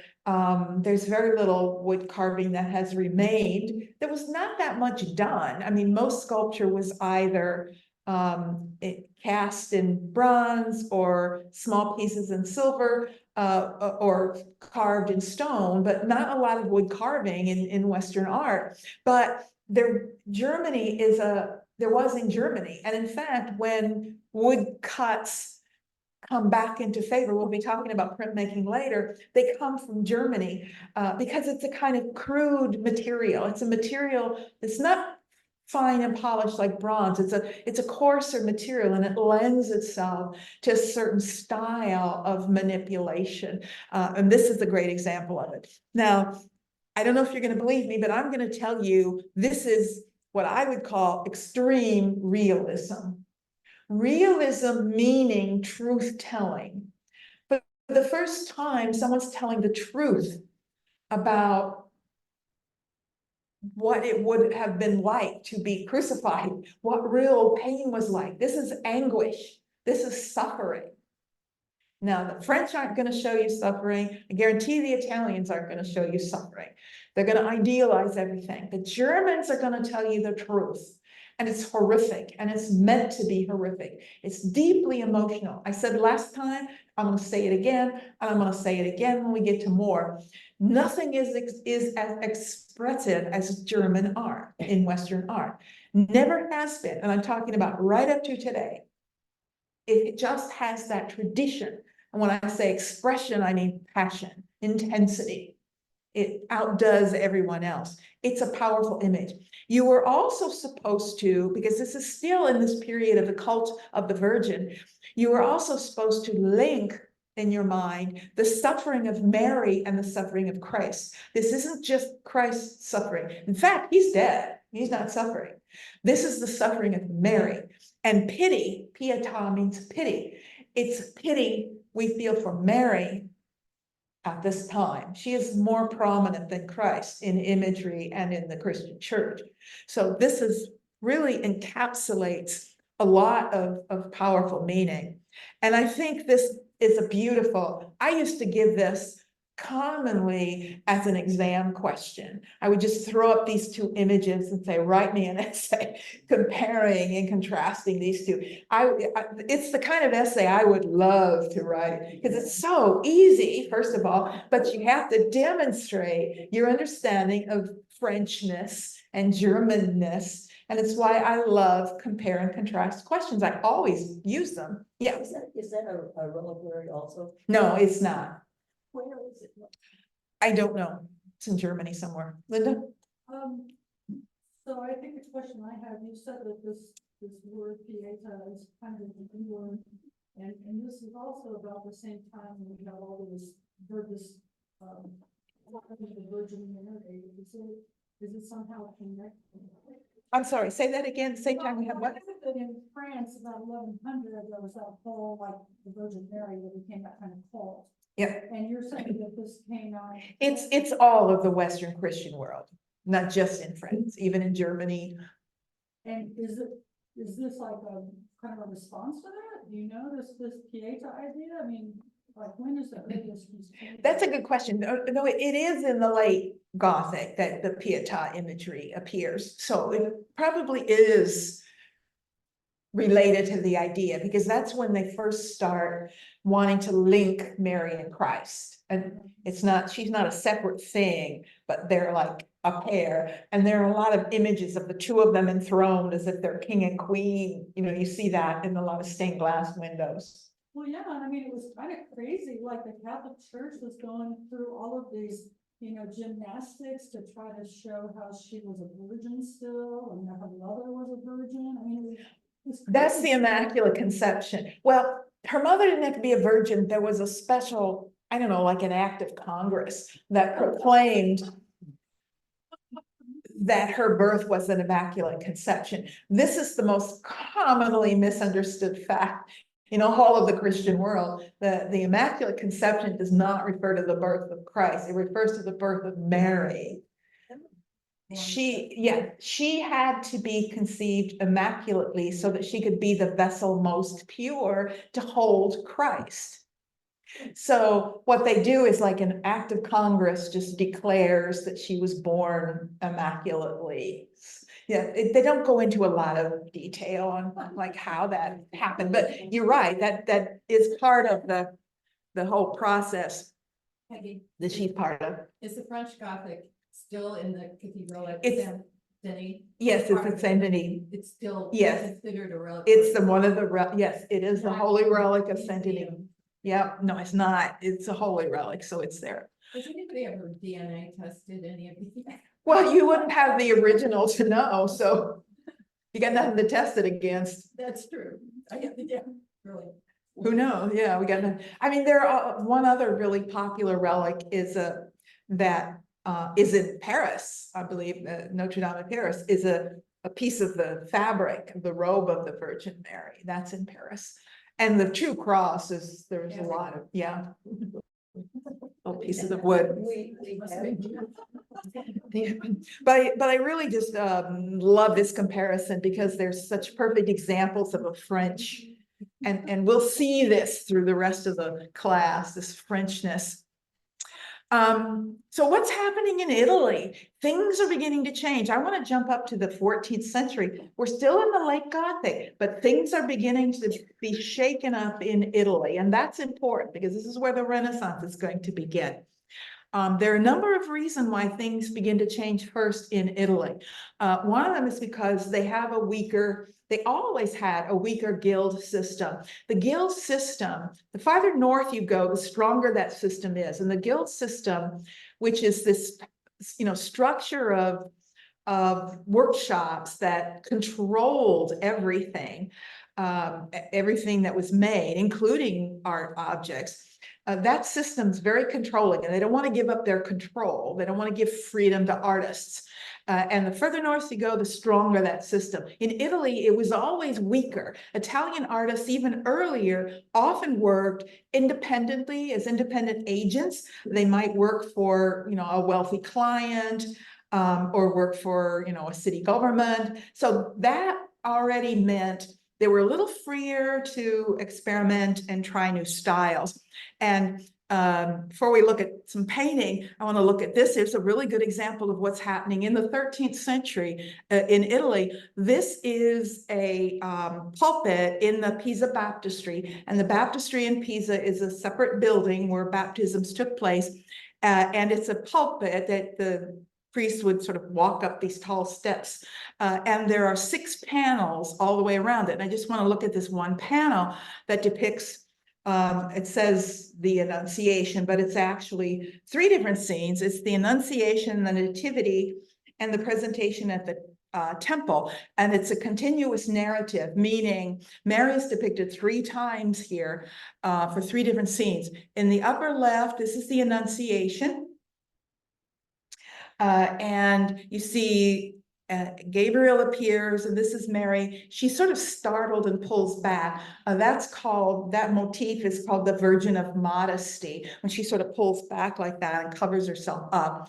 And then we have the Nativity, which is this whole section. Here we have Mary here, and then the child and various other things. And then down here in the front, we have the presentation at the temple, which is done 40 days after the birth, when you have to bring the child in to be purified at the temple. And that's, he's lost his head. That's why it looks weird. I don't know what happened to it, but his head is gone. Yeah, so his body is there, but not his head. So we've got Mary, Mary, and Mary. Now, stylistically, these are very, very physical figures. I mean, they're very modeled, they're very rounded, they're very heavy. These are not sort of little ephemeral figures like we saw in earlier medieval art. They're very powerful, strong forms. It is still, however, and they're very naturalistic looking. Proportions are accurate, drapery falls more or less in an accurate way. Some of it is stylized, like this is sort of stylized drapery. But what's medieval is basically the clutter, the fact that there's so much going on and it's all jammed in there together. It's sort of chaotic. And that's very medieval. Now, I want to take a look at some Italian painting. Now, there are going to be a number of influences on painting, but certainly Byzantine art is going to influence Italian art, Italian painting during this time. And I want to look at this one really late painting, Byzantine painting. It's 32 by 19, and it's the Queen of Heaven motif, not typically what you see in earlier icons, but it's Mary and the Christ child on this elaborate throne, which seems to be, you know, it looks to all the world like the cathedral, the Colosseum, doesn't it? And so I'm not sure what it's supposed to be. It's not Italian, it's late Byzantine, it's from the East. But it certainly looks like the Colosseum, or an ornately decorated throne of some kind. But just to remind you of the style, very flat, very stylized and disproportional. These sort of, a lot of gold leaf, and a lot of these sort of starburst effects. This is meant to be like light hitting her and sort of bursting. It's more decorative than anything else. Now, Peggy, yes, would that be an example of gild work?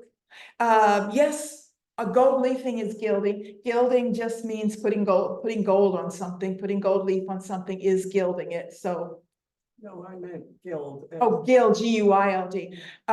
Yes, it would be, because this is Byzantine. We don't have independent artists working in the East yet. But we do in Italy. We have artists setting up workshops. This is one of the earliest that is beginning to work in a new medium, and that new medium is the altarpiece. Prior to this, churches didn't have big altarpieces, but in the late Gothic in Italy, we begin to see altars that have over them large paintings. This is the beginning of large scale painting.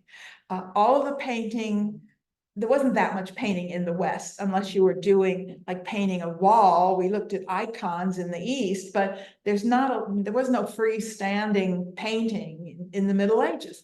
Now we're beginning to see freestanding paintings, easel paintings, still painted in the manner of icons, meaning it's wooden panel and it's painted in tempera paint, and you can see there's plenty of gold leaf on it. It's clearly influenced by paintings like that Byzantine Madonna we just saw. However, there are some differences. First of all, working in Italy, and this artist, Cimabue, was very successful for a while, and he worked in a style that was known as the Maniera Greca. Maniera Greca simply means the Greek style, and what they called the Greek style, what they meant was Byzantine, because that was the Greek world. So Greek style doesn't mean it comes from Greece. It means it comes from the Byzantine world, the place where they spoke Greek, the East. So people called it, they saw this and they recognized the connection to Byzantine icons. However, what Cimabue is beginning to do is not only create on a large scale, which is significant, but he's also beginning to explore ways of working with space. We have the enthroned Madonna.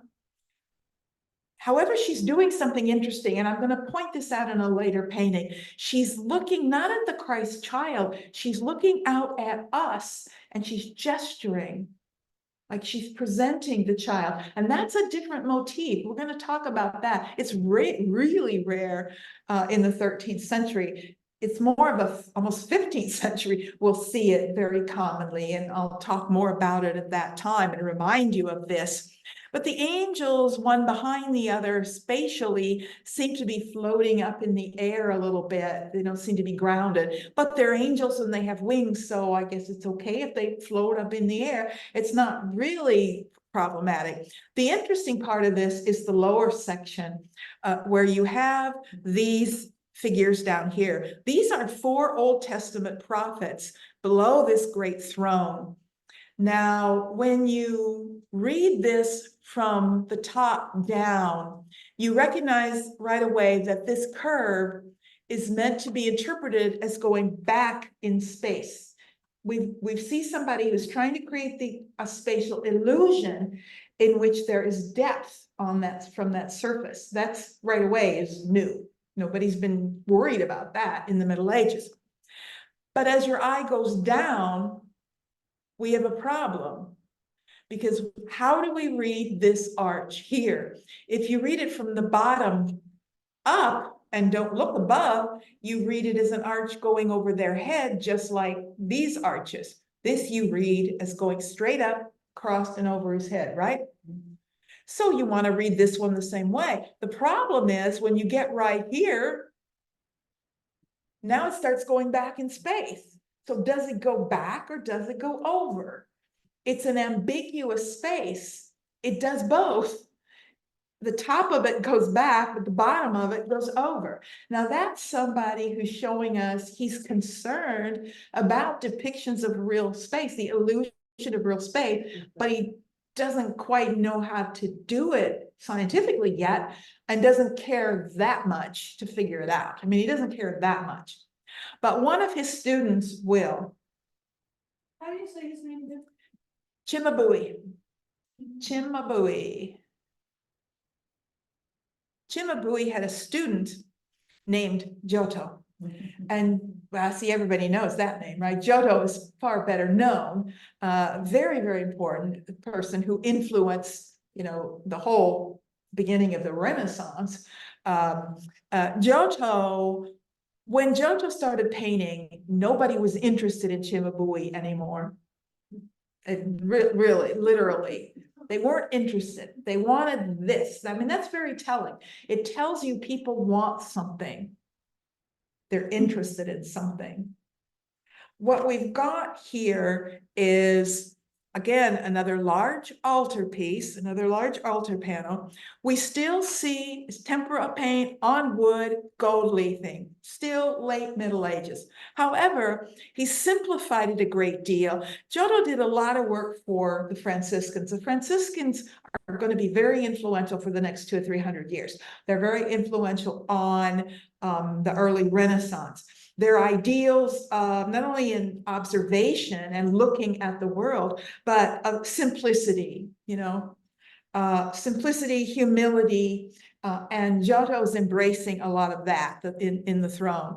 But most of all, he's giving you real three-dimensional solid figures. I mean, they're like boulders. Mary is like this boulder sitting there with this massive child. The angels are much more grounded. They're not floating way up in the air. And especially these two angels down here who are firmly grounded. They have weight. You feel that they are physical things that are on their knees. This style begins to replace others. And I want to say something about this idea of change and how it happens. What we're actually seeing is an example of evolutionary change that can be applied to art. I mean, when we talk about evolutionary change in a Darwinian concept, we're talking about, say, creatures that are more successful because they are physically stronger, they're able to breed and have more children, so their genes are passed on. It's a very similar thing with art. Art is changing because people want it to change. People speak through their actions. And when they commission a certain artist, one artist more than another, they're giving you a message that this is the direction they want art to go. Artists are seeing that and they're responding to that. And it's sort of collaborative. Art isn't really about just one artist deciding to do something and then people coming to them. Art is driven by society. It's driven by the culture that decides it wants something and therefore favors it more, and therefore it gets done more, and therefore it becomes a new style. So we're seeing society's reflection of the desire for greater naturalism in art. When you see them side by side, very, very similar, right? Yet very, very different. Cimabue looks flat. It looks old-fashioned. It looked old-fashioned in their eyes when they saw Cimabue, when they saw Giotto. all of the ideas that are going to influence the Renaissance in the 15th century are beginning in the 14th. 14th century is a transitional era. It's an explosion of culture and change. Humanist ideals are coming to the forefront to challenge medieval views. You get writers like Dante, who's writing in the vernacular. I mean, the writing of the Divine Comedy is very important, not only in the fact that he's writing in vernacular, common language, Italian. You know, all great literature was written in Latin. It was supposed to be in Latin. I don't care whether you spoke French or Italian. Literature was Latin, and educated people, literate people, could read Latin. There weren't degrees of literacy then. I'm going to be talking about that more when we get to the 19th century. So we'll talk about literacy more then. But before that, before the 19th century, you were either completely literate and well-educated, or you were not. There wasn't like different levels. You were rich and educated, or you were illiterate. And if you were rich and educated, you could read Latin, you could read Greek, and you read the great literature. No middle class. All that is related to the middle class. When we get to the 19th century, I'm going to talk about the birth of a middle class and how that affects not only literature, but art dramatically. But we're seeing now a time when they expected all literature to be written in Latin because anybody who could read Latin. But Dante's writing in Italian. He's writing in a language anyone can read. That was a powerful statement at the time. And he's writing about earthly affairs, not just spiritual affairs. Petrarch, and we're going to talk much more about Petrarch a little bit later. Petrarch is the first to really speak about studying the ancients, looking at the ancient world. I mean, without Petrarch, you know, would there be a Renaissance? But he's actually a century before the Renaissance. Boccaccio's introducing this revolutionary idea that human beings have control over things. That's not a medieval idea. In the Middle Ages, human beings had no control over anything. You were little and things were done, but you weren't supposed to be in charge of your own fate. You weren't supposed to have control. Boccaccio's saying otherwise. So while these ideas aren't all embraced in the 14th century, they will be by the 15th. And so they're very important to understand. Some people are thinking this way, even in the 14th century. And we don't have time to talk about it, but what we're going to do next time is begin with this commission. We didn't quite finish the Middle Ages, but we're very close. We only need a little bit to finish off the Middle Ages, so we will definitely be well into the Renaissance next week. But we'll begin with this project, which is Giotto, which is really the full expression of his style. And I want to talk in detail about this building, which he got the opportunity to design, you know, completely from the inside. It was a rare opportunity. Generally, when a chapel is built like this, every image would be different artists would all be brought in, but he got the commission to like do the whole thing. So we'll talk about fresco, because this is all fresco, how it's made, what it is. Yes. But those two altar pieces you just took, you know, those were commissioned, I'm assuming. Certainly, they were commissioned by the church for the altar. Level where individuals were commissioning. Not yet. To either pay for their sins or whatever. Not yet. Not yet. That will. Well, rich people are always going to commission things for themselves. If you're really rich, you can commission things. But mostly, this is the altar panels, could be gifts. Well, I'll come back to ask me that next week, because it does relate to this building. That question. Does anybody have any other questions or comments or anything relating to this or the next? Yes, Peggy. Saint Denis located. Saint Denis it's in Paris right now. It's in the city. I'm not sure where in the city. At the time, it was outside the city. It's now right in the middle of the city. But I honestly don't. Is it part of the circle of? No, because it's not a cathedral. Oh. The only cathedral in Paris is Notre Dame. That's a cathedral. Okay, then I'll see you next week. If anybody if you need to download anything to USB, if you didn't get an email from me with a link, let me know. And I'll see you next week.